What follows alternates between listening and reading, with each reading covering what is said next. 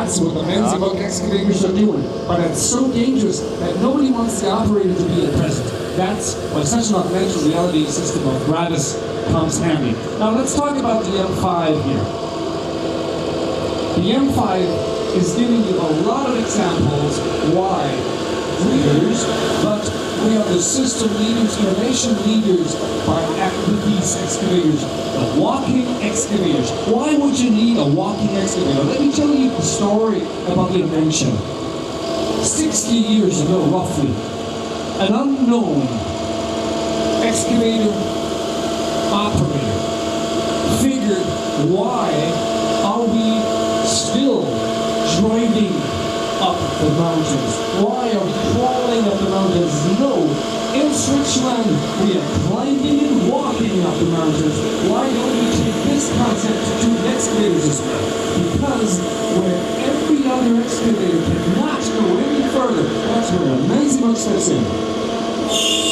That's where amazing work steps in. And the concept is for independently from each other operating extremities with one wheel each. 4 extremities that are independent from each other. Asking yourself, look at yourself. You have 4 extremities too that are independently from each other. You have 2 arms and 2 legs, and when you put them down to the ground, all the 4 of them, you are stable, you are versatile, and you can go everywhere. And that's what we apply to excavators as well. It came up with such a walking excavator. All through our demo show, you will realize that these extremities are really independently from each other. Now, the really thing that steps on in when you get the other carriage all the way up further than 2 meters. There are rumors that there are excavators that go up to 3 meters. Now look at the radar up there. There's a radar sitting up there. It's not a radar, it's a shovel. I don't know. But hey, this guy has work-life balance, doesn't he? You were going to have work-life balance like he's got, right? Well, we just want to show you how stable this machine is. Because we don't know what your application or the application of your customer will be in the future. Let me tell you about one situation in Florida, for instance, in the southeast of the United States. It's swampy, it's very humid, and we can go into the swamps with these excavators in order to work there. Working in the most extreme environments and terrains and conditions. That's what these excavators are made for. We're showing you this right now, including the switch radar. And another example I would like to give you. Cambodia, we were talking about the deployment in the USA. In Florida, we've been talking about. Here in Germany, 3 years ago, we had floodings in the Ahrtal. And in the Ahrtal 3 years ago, AC was looking at the figure all up in this. Now, this undercarriage is 2 meters high. Now, there are rumors that we're going up to 3 meters. Actually, the German army tested these. Is deploying this machine, and they're going up to 2 meters 58 in the weight depth. Why would you need such a big weight depth? Picture yourself working in a pond on the slope. What would you do is you would get a ponton, pull it into the pond, get your excavator on top, and then start working. You don't need that anymore. You just go right into that pond. No matter what it looks on the surface, no matter what it looks like. Actually, I talked to you about the 4 extremities, right? We have a 5th one. Look at the triple power boot. He's got one as an arm, as a leg as well, right? And another example. Why don't you picture yourself in Switzerland? There are mountains to the left, there are mountains to the right, and you are working right in the middle, and it's very, very narrow. Now, you are working with your excavator in that narrow trench, let's say, and there's this ambulance coming from the back. So what do? You just let the ambulance pass underneath the excavator. No problem. Now, one axle to the other, one leg to another, one wheel to another, we have a width of 6 meters. 6 meters width from one leg to another. And now watch the movement of the legs, the movement of the wheels. Are they going to question? guess.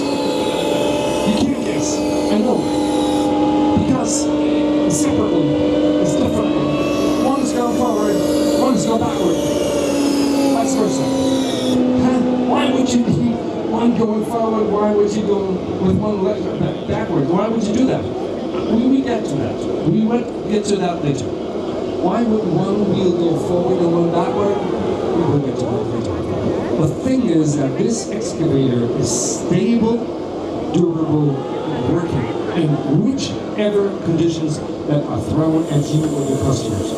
Because when the guy next door with his construction equipment cannot go any further, it's when you step in with your lens and well, because you can get further. You are able to get further with an instrument like this. You have a full swing and safety at the full RPM range.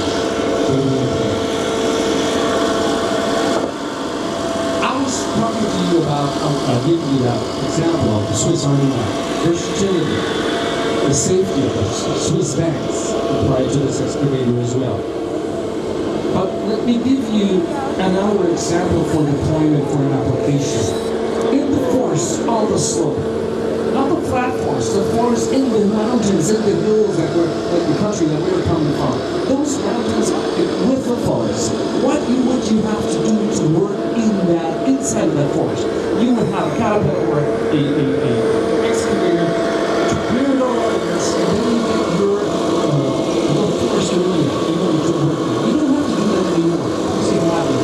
Excavator and excavator can go everywhere.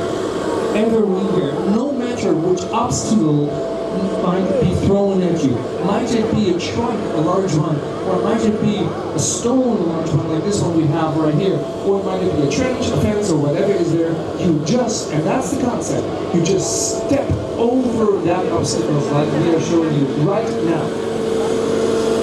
Again, because we don't know what your application will be looking like in the future. And you don't even know what your application will be looking like in the future. And that's why you have to be ready for everything. Might it be rough or extreme, whatever it might be, you are ready to put your machine here because you can't just walk a step over and into whatever and you know, because that's what it's all about. You have to earn that extra buck. You have to earn the money. You would like to do that too. Do it together. You work with everybody else is not going any further. I'm not excavating, digging more. That's what you step in with your hands, and that's where you earn that extra money. Stable and just about any condition, no matter where you go.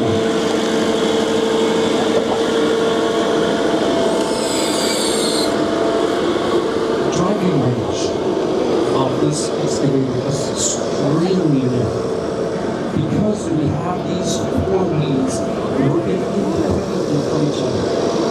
Independently from each other.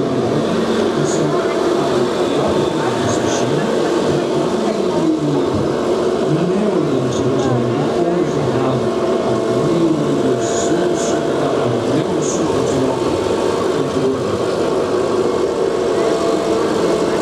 Its application also for these types of excavators is a very, very narrow trench. The trench where you would go in with your excavator and work, and then you would have to move your excavator. Back and forth, that's easy. Back and forth, that's very easy. But we don't know, and you don't know if you are able to work back and forth yet. We don't know. And we have an application showing you right now that we call the crab walk. You know how crabs are walking, right? They're going sideways. And that's the reason why. And that is, nobody else can do this, what we're showing you. Nobody else can do this. That's why we're showing you this example here. I talked to you about those wheels working separately from each other, right? One is going forward, one is going backward. And this is where we're doing this. Now picture yourself in the trench, and you cannot go back and forth, but you can go sideways. On this slope, for instance. Imagine this machine standing inside of this trench and working for you. So one of those legs is going forward, and one of those legs is going backward, and you figure which one it is. Pay attention to these wheels in the back here too. And there you can see one is going this direction and one is going the other direction. Why would you need that? Because we want you to move your excavator not only forward and backward, but sideways like a crop. So you really get your machine working wherever your application is at. No matter how rough the conditions, no matter how unstable the surface, and no matter how steep the slope is, up to 45 degrees in our case. Let me tell you a little about the history of Lindsay Hook. I told you about the guy that invented it, right? Ernst Lindsay. Ernst Lindsay invented it roughly 60 years ago. He came up with the concept of walking excavators. And on that particular day, the first excavator, Lindsay Hook excavator, was delivered inside of that hall. That